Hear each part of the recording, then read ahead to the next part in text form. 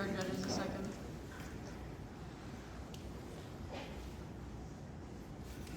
All right, welcome Lauren Eubanks, our next poet.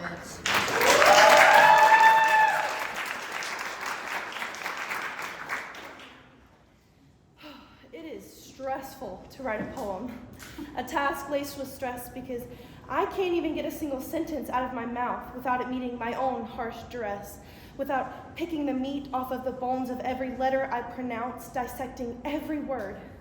I'm elbow deep by now into this hole that my mind has dug for my body, crushing my own individuality every time that I speak. Why, oh why, do I loathe the way that I think?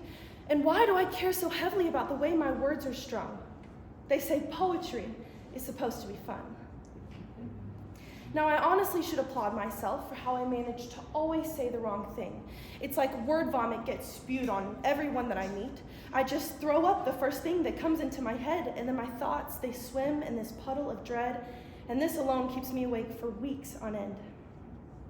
Maybe that's why I always feel the need to apologize, trying to rid the air of my scent, as if my words linger like a symphony, each measure laced with undertones of dread, and this alone keeps me awake for weeks on end.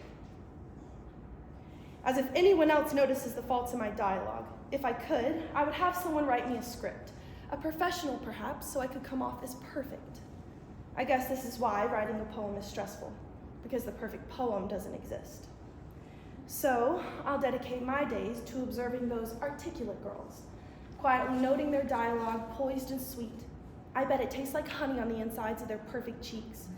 And I bet they don't hate the way that they speak, or the way that they string words together so beautiful and neat, or the way that they fill conversational voids so effortlessly and sweet.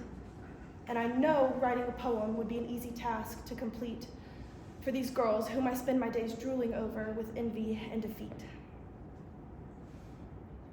Now, don't worry, no one placed this way of thinking on me. I fully formed it, this way of critiquing. I created it when I was 7 years old, playing wiffle ball in a field when I threw a bad throw. And I was the reason we were losers that day. And I cried and I cried and I ached and I ached, and I placed this weight of blame onto my tiny little brain, when in reality no one else cared, because it was just a children's game. But not to me it wasn't. Deep down in my soul, I get my self-assurance through winning medals and goals, and my mother always said being a perfectionist was a gift. I never understood because I tortured myself with it. It is stressful to write a poem, a task laced with stress. It is stressful to write a poem because the perfect poem cannot ever exist. Thank you.